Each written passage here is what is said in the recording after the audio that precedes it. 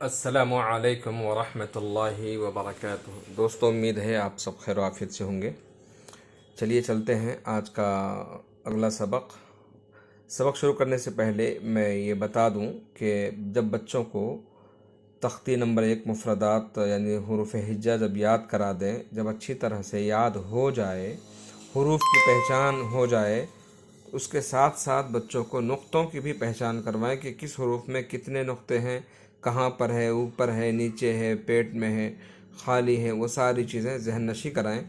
جب یہ یاد ہو جائے مکمل، اس کے بعد تب آج یہ ہیں آگے بڑھیا باتیں ہیں امتحان میں۔ امید ہے کہ پچھلا سبق سمجھ میں آ گیا ہوگا۔ اب آج کا یہ دوسرا سبق ہے امتحان۔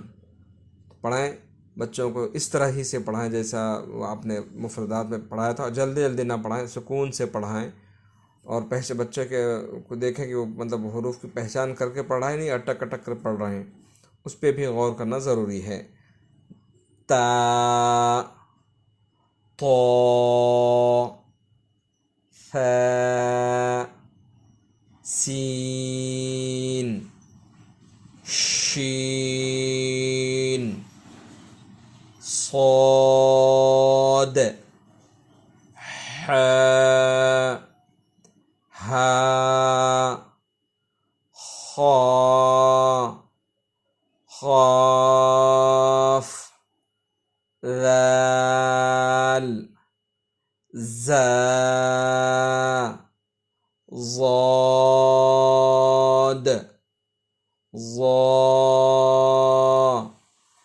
الف، عین، نون، با، فا، غین، یا، جیم،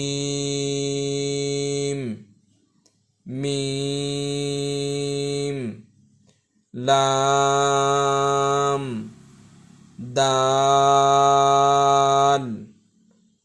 بچوں کو بالکل صحیح طرح سے اس کو پہچان ہو جائے، اور امتحان میں اگر اٹک نہ ہو، صحیح سے پڑھ دیا، پھر اگلا سبق ان کو دیں۔ اور یہ بات ضرور یاد رکھیں کہ بچوں کو جو پڑھاتے ہیں وہ لکھائیں بھی، اور ایک سبق کو کم سے کم 3 مرتبہ لکھوائیں، اور ان سے حروف کی پہچان بھی کروائیں، اور ان کو یہ بتائیں کہ جو ہے نقطہ کس میں ہے کس میں نہیں ہے، یہ ضرور بتائیں۔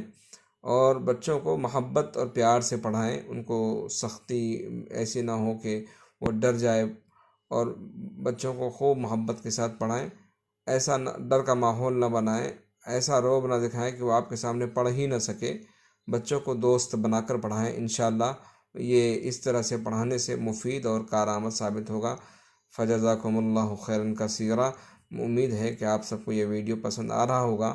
اگر پسند آئے تو اس کو شیئر کریں اور زیادہ سے زیادہ لائک بھی کریں۔ جزاکم اللہ خیر، اور اگر کوئی غلطی ہو تو ہماری اصلاح بھی فرمائیں۔ جزاکم اللہ۔ السلام علیکم ورحمۃ اللہ وبرکاتہ۔